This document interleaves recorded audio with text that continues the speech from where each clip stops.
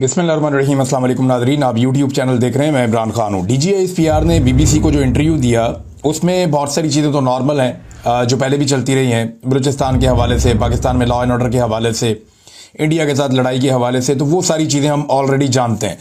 तीन चीज़ें ऐसी हैं जो उन्होंने कहीं और वो तनाज़ा इख्तियार कर गई, यानी वो मुतनाज़े हो गई तीनों चीज़ें, और जो बातें उन्होंने की वो वैसे भी मुतनाज़े ही थीं।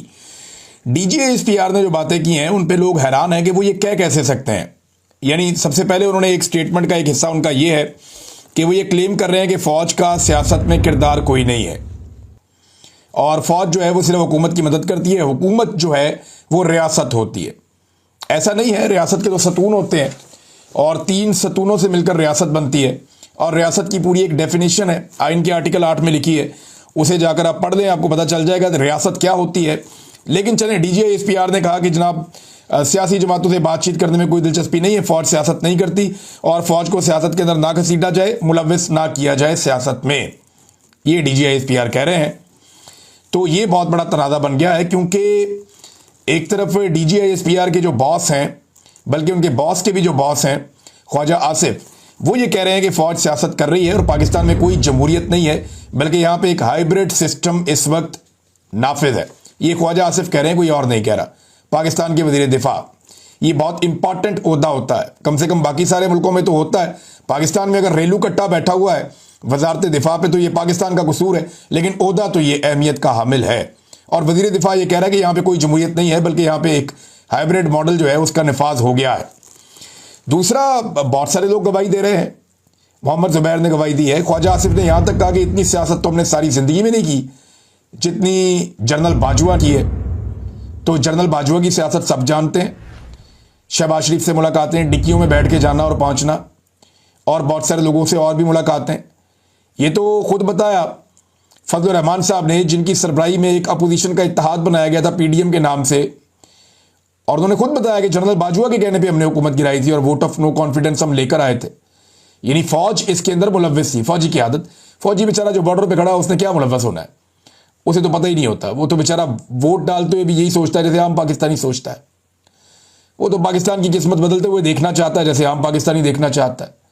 लेकिन मैं बात कर रहा हूं उन जर्नैलों की, उन ताकतवर लोगों की जो बैठ के बंद कमरों में फैसले कर देते हैं। तो यहां फौज पूरी तरह से सियासत में मुलव्विस है, हो ही नहीं सकता कि फौज सियासत में मुलव्विस ना हो। इंटेलिजेंस एजेंसीज ने घरों में दाखिल होकर बंदे अगवा किए हैं, बंदों को उठाया है, उनके ऊपर टॉर्चर किया है, अगवा बराए बयान करवाए गए हैं। ISI के, मिलिट्री इंटेलिजेंस के लोगों ने लोगों को पाकिस्तान में जबरी तौर पे लापता किया और लगातार किया है। तो एक तो उनका ये स्टेटमेंट जो है ये बहुत ज़्यादा मुतनाज़े हो गया। दूसरा, जो लापता अफराद के हवाले से उनका एक स्टेटमेंट है, वो बहुत अजीब स्टेटमेंट DGISPR ने दे दिया। उन्होंने कहा कि किसी के पास ये हक नहीं है कि वो किसी को गायब करे, ये DGISPR ने कहा।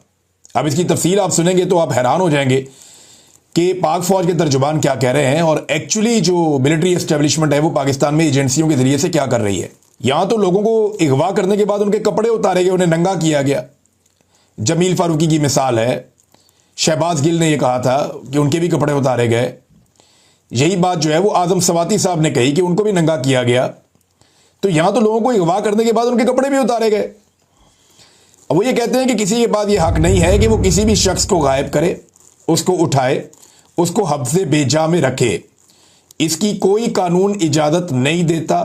हम सख्ती से इसकी मुमानियत करते हैं और जो भी जिम्मेदार हैं उन्हें तलाश किया जाता है और उन्हें जिम्मेदार ठहराया जाता है। तो DG साहब, मैं बता देता हूं कौन जिम्मेदार है। ये वीलॉग सुन के आप मुझे फ़ोन कर दें, मैं बताता हूं मुझे किसने अगवा किया था और कैसे किया था। और भाई, मैं तो पुलिस के पास गया था FIR करवाने के लिए।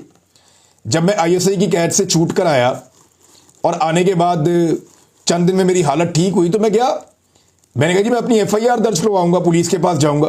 पुलिस ने FIR दर्ज करने से इनकार कर दिया। जजों को आवाज़ें मारता रहा, मुझे इंसाफ दे दो, किसी ने मुझे इंसाफ नहीं दिया। लापता अफराद का एक कमीशन है, उन्होंने भी मेरे से रब्ता नहीं किया। कोई बात करने के लिए तैयार नहीं था, कोई बात सुनने के लिए तैयार नहीं था। और मैं चशमदीद गवाह हूं कि मुझे कौन उठाकर लेकर गया, मैं अफसरान को जानता हूं। मेरे घर के ऊपर ये आप कह रहे हैं ना, ये गैर कानूनी छापे, अब से बेचा में रखना और ये चीजें नहीं करते। मेरे घर पे 2 दफा जो छापे मारे हैं वो इंटेलिजेंस एजेंसियों के लोगों ने मारे हैं। आगा शेख सरवर के घर पे जो ऑफिसर गया था वही मेरे घर पे आया था और कई मजीद घरों पे उसी ऑफिसर ने छापे मारे। औरिया मकबूल जान साहब के साथ जिसने ओल फोल बकी थी वो भी यही ऑफिसर था, वो साफ बताते हैं, और वही उन्हें उठाकर लाया था।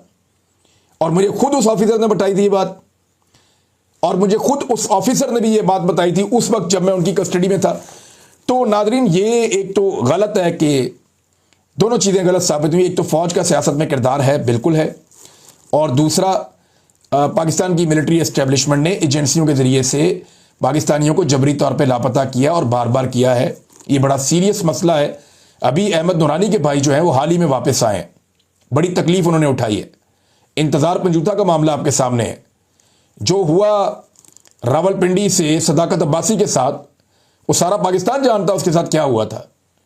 फरूख हबीब जो है वो जब प्रेस कॉन्फ्रेंस करने आया तो किनकी कैद से निकल कर आया था, सबको पता था।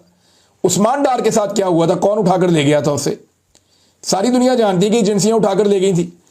वो बेचारे शेख रशीद के साथ क्या हुआ था, चिल्ला कटवा दिया उन्हें पकड़ के। वो सारी जिंदगी जनाब उन्होंने फौज के साथ तल्लक बनाए, एंड में फौज ने उन्हें अगवा कर लिया, एजेंसियां उन्हें उठाकर ले गई। वो बेचारे अभी तक रोते हैं, उन्हें यकीन नहीं आता कि मेरे साथ क्या हो गया। साफियों के साथ भी यही हुआ।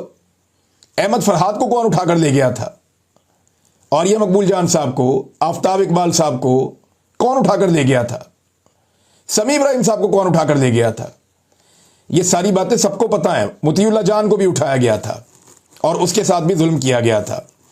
तो ये दोनों चीज़ें जो हैं ये गलत साबित होगी। तीसरी एक और चीज़ है, उन्होंने मीडिया के हवाले से कुछ कहा, और मीडिया के हवाले से उन्होंने बड़ा साफ साफ ये कह दिया कि जी मीडिया की तो अपनी पॉलिसी है और उनका अपना एक एडिटोरियल है, और इस पे तो हमारा कंट्रोल नहीं होता। यानी हर मीडिया का अपना एक एडिटोरियल है, उसकी अपनी एक पॉलिसी है, और वो पैमरा के साथ मिलकर करते हैं, और इसके अंदर कोई किसी किस्म का एस्टेब्लिशमेंट का रोल नहीं है। भी पैमरा ने 10 मरतबा अदालतों में आकर कहा कि ये चीज़ हमने मना नहीं की हुई, फिर भी टीवी चैनल नहीं चला पाए। क्यों? क्योंकि मना किया गया था। बाकायदा टीवी चैनल के मालिकान को बुलाकर धमकाया गया एस्टेब्लिशमेंट की जानिब से। ये मीडिया मालिकान बेचारे निजी महफिलों में बताते हैं कि हमें धमकाया गया, हमें बुलाकर कहा गया कि आज के बाद या हमारे रास्ते पे चलोगे या फिर हम तुम्हारा जीना हराम करेंगे। ये कहा गया मीडिया मालिकान को।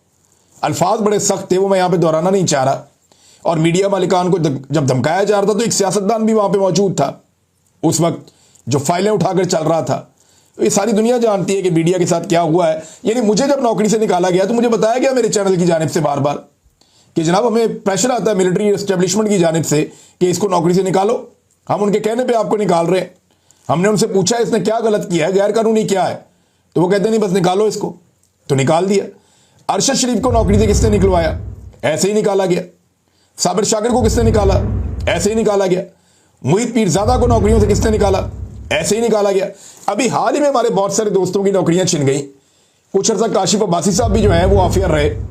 किसने किया ये सारा कुछ? मिलिट्री एस्टेब्लिशमेंट ने किया। हामिद मीर साहब अपने मुंह से कहते रहे उनका जब प्रोग्राम बंद हुआ कि मुझे इमरान खान ने नहीं बंद करवाया, मुझे तो एस्टेब्लिशमेंट ने बंद करवाया, मुझे तो एजेंसियों ने मेरा प्रोग्राम बंद करवाया। अपने मुंह से वो कहते रहे हैं। तो ये बाकायदा रोल है। ये तीनों मुतनाज़ चीज़ें थी, मैंने तीनों आपके सामने रख दी हैं। सच्चाई सामने आ जाती है और सच्चाई को सामने रखना चाहिए।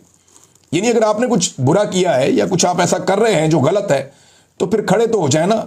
ऐसा तो नहीं है कि जुल्म और ज्यादती भी जारी रहे और पर्दे के पीछे छुपे भी रहे। तो जो दस्ताने पहने हुए हाथ हैं वो पाकिस्तानी जानते हैं कि वो किसके हाथ हैं। नाज़रीन, शाहिद अफरीदी एक मरतबा फिर सोशल मीडिया